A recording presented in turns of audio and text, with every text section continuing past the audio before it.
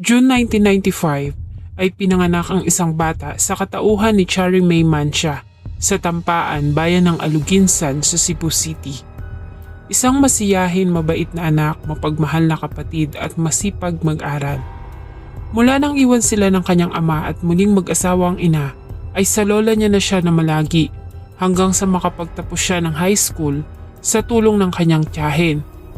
Nang makapagtapos, dahil sa wala silang sapat na kakayahan para sa kanyang pag-aaral sa kolehiyo, ay nagtrabaho si Charie sa isang department store sa Mactan Export Processing Zone ng ilang taon.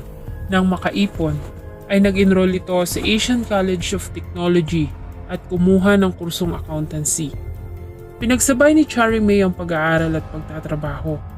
Nagtatrabaho ito sa isang fast food sa Subo City mula hapon hanggang hating gabi at pumapasok naman ng school sa umaga. Ang kinikita ay siyang pinapangtustos niya sa pag-aaral at ganoon din ang gastusin para makapag-aral ang 21 years old niyang kapatid na lalaki sa isang special education sa Pinamungahan at ang 14 years old nilang bunso na nasa grade 6 pa lamang noon. Habang nag-aaral sa Asian College of Technology ay tumira si Charie sa kanyang ina sa Lapu-Lapu City. Subalit dahil sa traffic ay madalas siyang mahuli sa kanyang klase. Kaya naman ay nagdesisyon ito na mangupahan sa Barangay Tinago, Cebu City. Noong una ay tutol ang kanyang ina sa pangungupahan ni Charie May.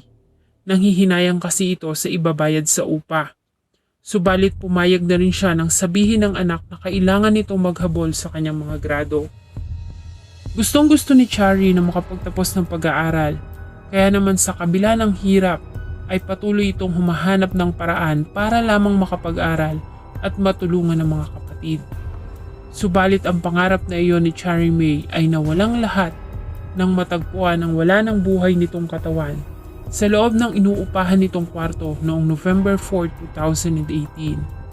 Sino ang pumatay kay Charie May at bakit nito sinapit ang masakit na katapusan? Bago ko po ipagpatuloy ang ating kwento, sa mga bago po sa channel ko at nais sa mga ganitong klase ng kwento ng krimen na nangyayari sa loob at labas ng ating bansa ay maaari pong pakipindot ang ating subscribe button at notification bell para ma-notify kayo pag may mga bago tayong upload na videos.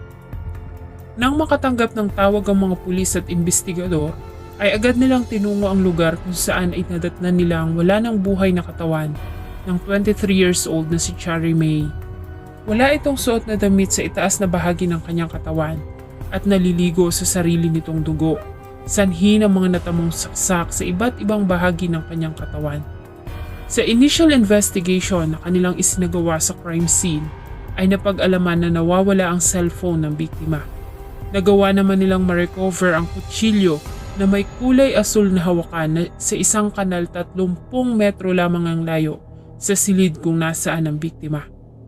Base sa autopsy report, ay nagtamo si Charie May Mancia ng 19 na tama ng saksak sa iba't ibang bahagi ng kanyang katawan.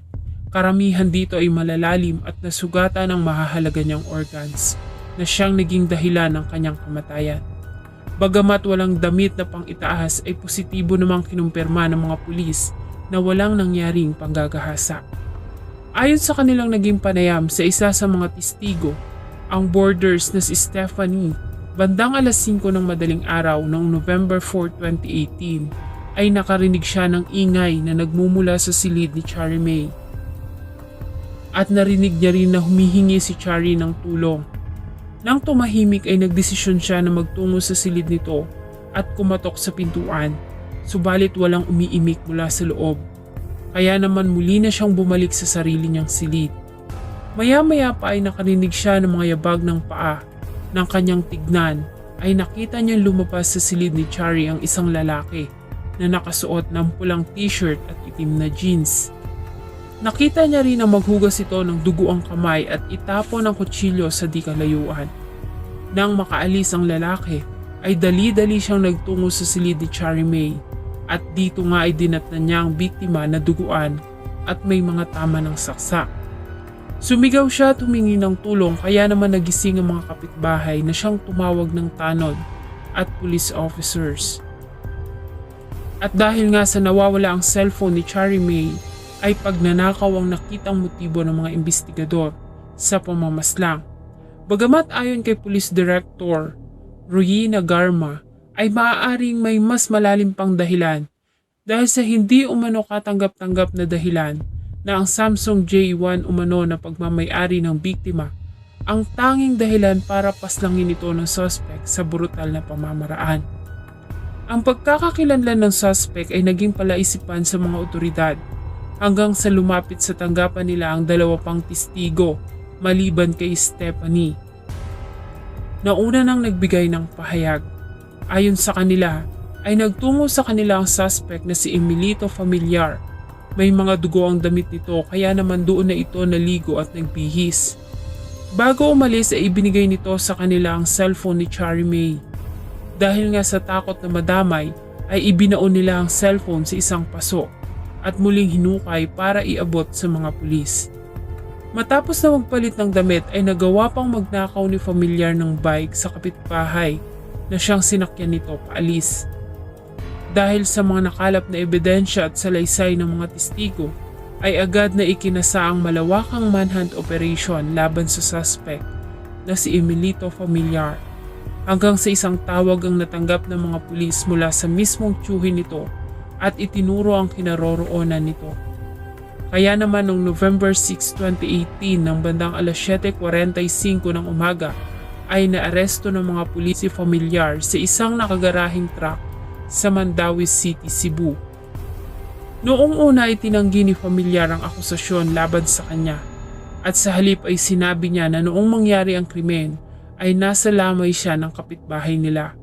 Subalit nang ipakita sa kanya ang mga ebidensya, ay agad din itong nagbago ng salaysay at inamin ang ginawang pagpatay. Ayon kay Familiar, ay pagnanakaw lamang ang motibo ng pagpunta niya sa silid ng biktima. Subalit nagising ito at nakita siya, kaya niya ito napatay. Ayon kay Familiar ay nagtungo siya sa mga kamag-anak sa Lapu-Lapu City at sinabihan siya ng mga ito na sumuko. Mula doon ay nagtungo siya sa mga kamag-anak sa Naga para humingi ng pamasahe para makasakay ng barko papuntang Dumaguete City. Subalit tulad ng mga nauna ay hindi siya tinulungan ng mga ito. Kaya naman ay nagdesisyon siya na pansamantalang magtago sa kanyang tiyuhin sa Mandawi City kung saan siya naaresto. Sa ginawang background check ng mga investigador sa katauhan ng suspect ay nalaman nila na dati na itong may mga kaso ng pagnanakaw at kalalabas lamang nito ng kulungan noong August 2018, 3 buwan bago ang ginawa nitong pagpatay kay Charlie May Mancia. Ang suspect ay sinampahan ng kasong robbery with homicide na may parusang habang buhay na pagkakabilanggo ayon na rin sa Article 294 ng Revised Penal Code. Ang remains ni Charlie May Mancia ay inuwi sa kanilang bayan sa Aluginsa noong November 5, 2018. Nagpasalamat naman ang pamilya at mga nagmamahal kay Charlie dahil sa naging mabilis na pagkakadakip ng Waterfront Police sa Maysala. Isa na namang agila na malayang lumilipad sa himpapawid at naglalaro sa mga hangin ang pinutulan ng bagwis at buhay. Malayo pa sana ang mararating ng isang masipag na si Charlie May. Ilan pa kayang mga kababaihan at walang kalaban-laban ang magiging biktima ng ganitong klase ng karahasan at pamamaslang. Salamat po sa inyong patuloy na pagtangkilik ng atin pong mga videos. Huwag niyo pong kalimutang mag-iwan ng saloobin at suggestion sa atin pong comment section. Sana po ay samahan niyo po akong muli sa susunod pa nating mga episodes. Thank you so much po and see you in my next video.